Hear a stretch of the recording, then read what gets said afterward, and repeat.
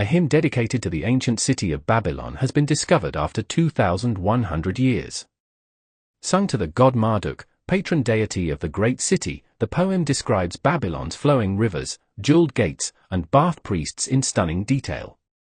Although the song was lost to time after Alexander the Great captured the city, fragments of clay tablets survived in the ruins of Sippar, a city 40 miles to the north.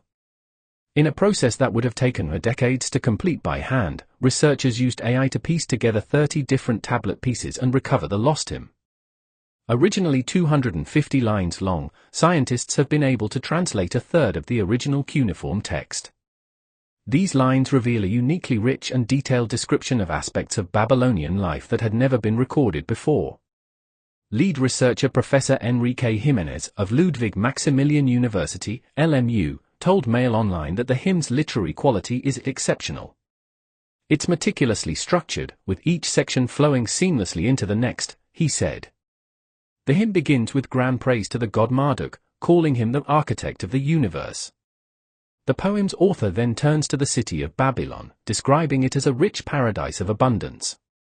The hymn writes, like the sea, Babylon proffers her yield, like a garden of fruit, she flourishes in her charms, like a wave, her swell brings her bounties rolling in. There are also descriptions of the river Euphrates, which still runs through modern-day Iraq, and its floodplains upon which herds and flocks lie on verdant pastures. However, as Professor Jimenez points out, the hymn also gives a unique insight into Babylonian morality. Professor Jimenez, the hymn reflects ideals the Babylonians valued, such as respect for foreigners and protection of the vulnerable. The hymn praises priests who do not humiliate foreigners, free prisoners, and offer a succor and favor to orphans. Likewise, the poem gives some striking details about the lives of women in Babylon who are rarely mentioned elsewhere.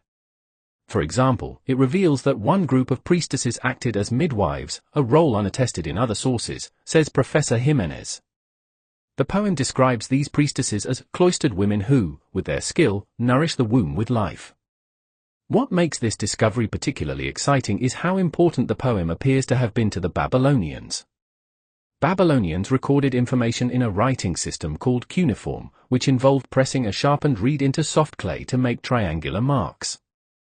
Even after Babylon was conquered in 331 BC, many of these clay tablets have survived until the present day. Excavations at the city of Sippar have yielded hundreds of clay tablets which, according to legends, were placed there by Noah to hide them from the floodwaters.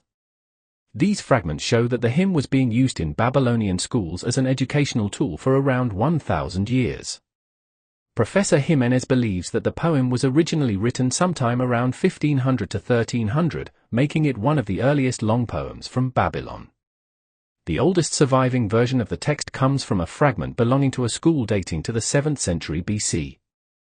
However, the tablets from Sippar show that the poem was still being copied out by children in schools right up to the last days of Babylon in 100 BC, 1,400 years after it was composed. That is the equivalent of children today learning about a poem written around 700 AD, such as the Old English poem Beowulf. The researchers say that this importance would have put the hymn to Babylon alongside the Epic of Gilgamesh, the oldest known long-form poem in human history. Professor Jimenez says that, although the hymn was written later than the Epic of Gilgamesh, both would have circulated side by side for centuries. Unlike the Epic of Gilgamesh, the researchers believe that the hymn to Babylon was written by a single author rather than by collecting traditional texts over time. Although this author's name is currently unknown, Professor Jimenez remains hopeful that this may change in the future. He says, "We have been digitizing the British Museum's cuneiform collection over the last few years and discovered previously unknown author names, so we may yet identify the hymn's creator in the future." Excerpts from the hymn to Babylon. Like the sea, Babylon proffers her yield. Like a garden of fruit, she flourishes in her charms. Like a wave, her swell brings her bounties rolling in. Marduk's star, delightful, precious sun, is her auspicious sign. Wherever the sun is her gate, the distant heavens. Imagerenlil is her primeval wall, the mountain of the just. Alialu is her king, the father of all generations. The Euphrates is her river, established by wise Lord Nudimmud. It quenches the Lee, saturates the canebrake, disgorges its waters into lagoon and sea. Its fields burgeon with herbs and flowers. Its meadows, in brilliant bloom, sprout barley, from which, gathered, sheaves are stacked. Herds and flocks lie on verdant pastures. Wealth and splendor, what befit mankind, are bestowed, multiplied, and regally granted. Bath priests of Itan, pure priests of Amma, Bulu priests of Uinak, Nippurians of Enlil. The foreigners among them they do not humiliate. The humble they protect, their weak they support, under their care, the poor and destitute can thrive. To the orphan they offer succor and favor. The prisoner they set free, the captive they release, even, at the cost of a silver talent. With the absent person they share the inheritance. Piously observing, they return kindness. They're women who have become masters in their duties. High priestesses who keep their vow to their bridegrooms. Cloistered women who, with their skill, nourish the womb with life. Holy women who cleanse with pure water. Hey, keep the prohibitions and adhere to what is sacred. Kneeling in prayer, armed with a supplication. Reverent and vigilant, mindful of good works, they visit the sanctuaries, seeking life. Skilled in benevolence, they act with propriety. They, the women, are the cows of all Babylon, the herds of Itar. They, the men, are the ones freed by Marduk.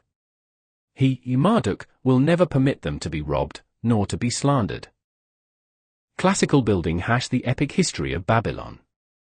Babylon was one of the most influential cities of the ancient world, a beacon of civilization nestled between the Tigris and Euphrates rivers in Mesopotamia, modern-day Iraq. Its name evokes grandeur, mystery, and cultural brilliance. Seedling origins and rise. Founded around 1894 BCE by the Amorites, Babylon began as a small town. It rose to prominence under King Hammurabi, art 1792 to 1750 BCE, who transformed it into the capital of a powerful empire. Hammurabi is best known for his Code of Laws, one of the earliest written legal systems, inscribed on stone steles and emphasizing justice and order. Building construction # architectural marvels. Babylon became synonymous with architectural splendor. The city was surrounded by massive walls and featured the Ishtar Gate, a dazzling blue-glazed entrance adorned with images of dragons and bulls. Legend speaks of the Hanging Gardens of Babylon, a lush, terraced wonder said to have been built by Nebuchadnezzar II for his wife, though its existence remains debated. Crown Golden Age under Nebuchadnezzar II.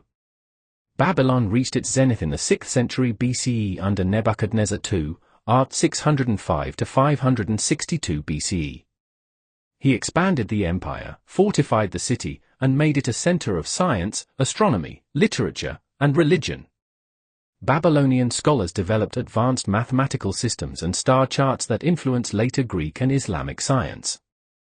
Shield # conquest and decline. In 539 BCE, Babylon fell to Cyrus the Great of Persia, who entered the city peacefully and respected its traditions. Under Persian rule, Babylon remained important but gradually declined. Later, it was conquered by Alexander the Great, who planned to make it his capital but died before realizing his vision.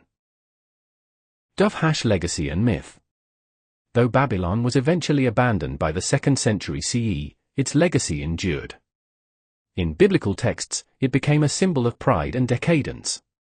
In modern times, it represents the heights of ancient civilization and the enduring power of human creativity. Babylon's contributions to law, architecture, astronomy, and myth continue to inspire scholars, artists, and dreamers across the world. Thanks for watching. Don't forget to like and subscribe to our channel.